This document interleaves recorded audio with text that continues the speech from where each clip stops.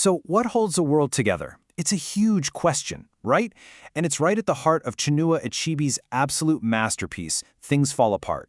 Now, this isn't just a novel. It's a powerful look at a man, his culture, and what happens when two worlds collide in a way that threatens to shatter everything. You know, the first thing you see when you open this book aren't even Achebe's own words. It's this quote from the poet W.B. Yeats. And this is the key to the whole thing. It sets this tone of epic tragedy right from the get-go. It's basically a warning, telling us that the world we're about to step into is right on the edge of a total collapse. And right at the center of that collapsing world is one man, Okonkwo. He's like the pillar trying to hold it all up. His personal story, his rise and his fall, it perfectly mirrors what happens to his entire people. To really get this book, you have to get him. So, who is this guy Okonkwo? Well, on the surface, he's everything you'd want in a hero. He's a famous warrior, a respected leader, a rich farmer, but everything he's ever built, his entire identity, it all comes from one single, powerful emotion: fear. I mean, just look at this comparison. Okonkwo's entire life is a reaction against his father. His dad, Unoka, was seen as, well, a failure. He was gentle, he loved music, but he was always in debt.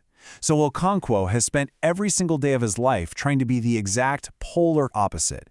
His strength is defined completely by what he saw as his father's weakness. And this quote just nails it. The fear that drives him isn't about enemy clans or evil spirits. No, it's the fear of looking in the mirror and seeing his father's face looking back. That fear is the engine for everything he does, for better and, as we'll see, for worse. And you know what? For a long time, that fear really works for him. It pushes him to achieve incredible things through pure grit.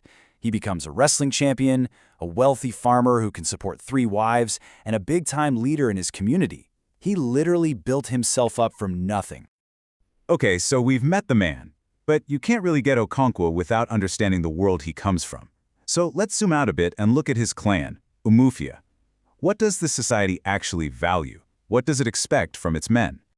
In Umuofia, yams are, well, they're everything. They're not just food. They're basically the currency of manliness. Yams are called the king of crops, and having a barn full of them is the ultimate symbol of hard work, wealth, and success. It's how you prove you're a real man. And here's what's so important. Umuofia is a meritocracy. It doesn't matter who your dad was. What matters is what you accomplish. This proverb says it all. If you work hard, you can rise above your origins. And Okonkwo, he's the poster child for this. He washed his hands of his father's bad reputation and earned his own seat at the top. Now, this system of justice is about to bring a really important character into Okonkwo's life. To stop a war from breaking out, a neighboring village gives a young boy named Ikemefuna to Umuofia, and the clan decides that Okonkwo, the strong man, is the perfect person to look after him. So this brings up a pretty big question. How does a man who is terrified of weakness act as a father? His relationships with this new boy, Ikemefuna, and his own son, Woi, are going to show us the cracks in that tough guy armor he's built. In Okonkwo's mind, the math is simple. Affection and tenderness, that's what his father was all about, so it must be weak. The only emotion he lets himself show is strength, which usually comes out as anger. His whole family basically lives in fear of his temper. Here's a perfect example. He beats one of his wives, and he does it during the sacred week of peace, a time when you're not even supposed to say a harsh word. His own rage is so out of control that he breaks one of the most important rules of his people. It's a huge red flag. But then, something totally unexpected happens. The new boy, Ikemefuna, he starts to thrive. He becomes the cool older brother to Okonkwo's own son, Nuoye. He teaches Nuoye all the manly things his dad values. And for the first time ever, Nuoye starts making his father proud. And despite himself, Okonkwo grows to love Ikemefuna. The bond is real, especially when Ikemefuna starts calling him father. This fragile new peace, this surprising bond that's forming, well, it's about to get completely shattered. The story is now heading towards its first huge tragedy, a moment that is going to change absolutely everything. After 3 years, the word comes down from on high. The oracle, the voice of the gods, has spoken. Ikemefuna must be killed. And in this world, you don't argue with the oracle. Its word is final. It's the law. But Okonkwo gets a warning. A respected elder comes to him privately and gives him some very clear advice. He says, "Look, that boy calls you father. Do not bear a hand in his death." He's basically giving him a way out, a path to honor the gods without betraying his role as a father. So there it is. The choice is laid bare. Is he going to listen to the wisdom of the elders, to that feeling in his own heart, or is he going to listen to that other voice, the one that's been screaming at him his whole life, the fear of being seen as weak? And here's the heartbreaking answer.